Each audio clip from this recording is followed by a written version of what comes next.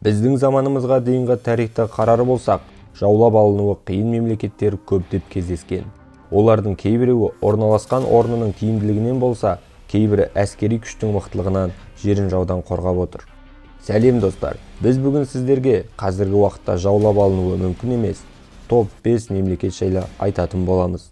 Видеомыз басталмай тұрып, арнамызға жазылуды ұмытпаңыз. Дайын болсаңыз біз бастаймыз.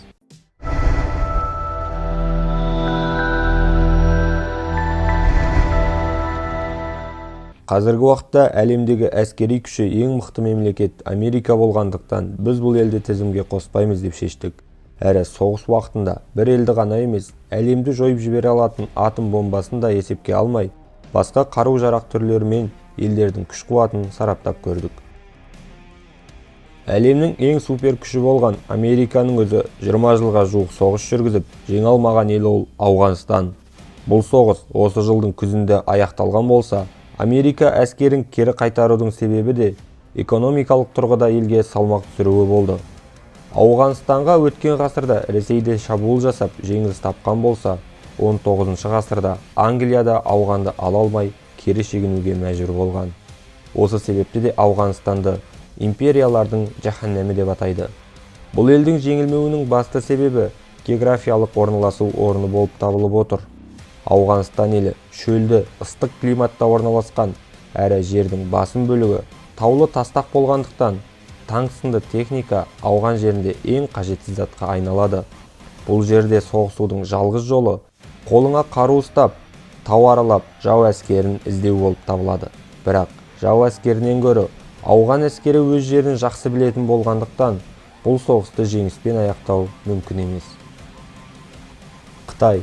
Бұл империяның осы тізімге кіруі түсінікті болса да, ең маңызды себептерін айта кетуді жөн көрдік. Ең әуелі, әрине адам санының көптігі.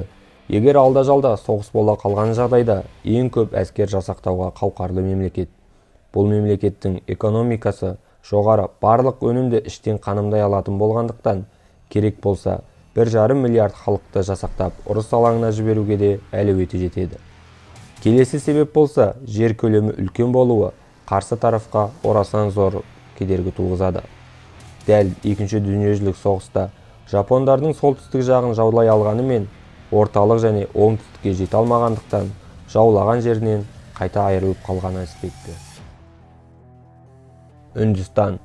Бұл мемлекеттің осы тізімге кіру негізгі себебі орналасу орнының тиімділігінде.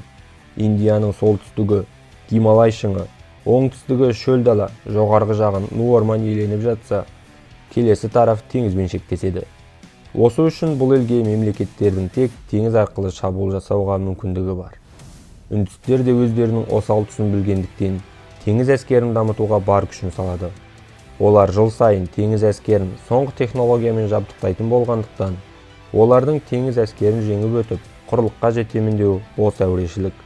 Қазіргі таңда үнді елі, көршілес Пәкістан, Қытай елдермен ара-қатынастары тым жақсы емес екенін барлығыңыз білесіз. Егер осы екі ел бір уақытта қатар шабуыл жасаған жағдайда, Гималай тауына кері шегіну арқылы сақтануға дайын. Себебі Гималай тауына шегінер болса, олардың ұшақтарын қолдануы қиынға соғады. Осылайша жау әскері техника мен олардың артынан өкшелеп қуып бару уақыт тұрғысынан да, экономикалық тұрғыдан да тиімсіз болғандықтан, бұл жау әскерінің кері шегінуіне себеп болмақ. Солтүстік Корея. Бұл елдің өркениеті артта қалып қойғанымен, бұл мемлекет барлық күшін тек әскер жасақтауға салады. Ел болып орнағаннан бері бір отбасының үстемдігінде келе жатқан бұл елде сенімді ақпарат құралдарының мәліметінше 700 мың дайын әскер әрі керек болса қосымша 5 миллион халықты әскер есебінде пайдалануға қауқарлары жетеді деседі. Бұлар өздерінің мықты екенін көрсету үшін жиі-жиі әскери шеру өткізіп, Шығыс Азия елдерін сескендіріп отырады. Әрі бұлардың Қытаймен жақсы қарым-қатынаста болуы қарсы тараптағы ел үшін үлкен мәселе болары анық.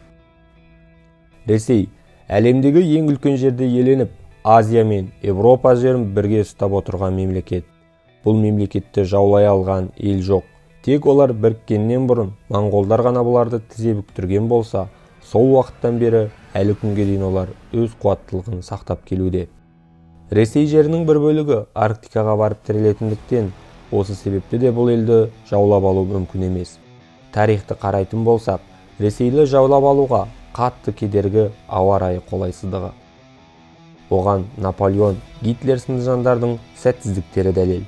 Өткен ғасырда Германия Францияны жаулап алуға небәрі 14 күн уақыт жұмсаса, Ресеймен 4 жыл соғысып, ақыры кері шегінген болатын. Әрі Ресей ұтылған күннің өзінде жауға пайда беретін ештеңе қалдырмауға тырысатын халық. Оған дәлел 1812 жылғы Москва соғысы.